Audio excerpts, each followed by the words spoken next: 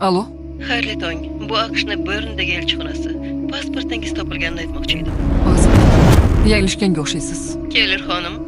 Anna Kellermisiz? Elizabetman. Yanglishganga o'xshaymiz. Bezovta qilganimiz uchun uzr.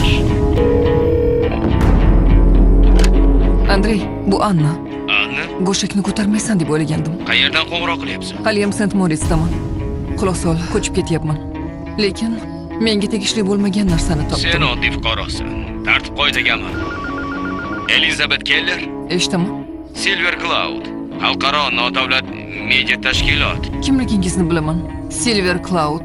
Pochtangizni tekshiring. Prezidentlikka nomzod qay tariqa rus josusini ishga yo'lladi? 4 yildan ortiq vaqt o'tdi. Ma'lumot yetkazuvchilarni yollagansiz. Siz ham aloqadorsiz. Kechirasiz, lekin muloqot yakunlandi. Sizga hech nimani aytmayman. Nima qilyapsan, Anna? Nega go'shakni tezda qo'yding? Anchadan buyon gaplarimni eshityapsan. Qanday harakat qilishingni baholayapman. Qanday ekan? Bilmadim. Endi bilmadim. Silver Cloud boshqa nomzodga yon bosganlikda ayblanishi mumkin.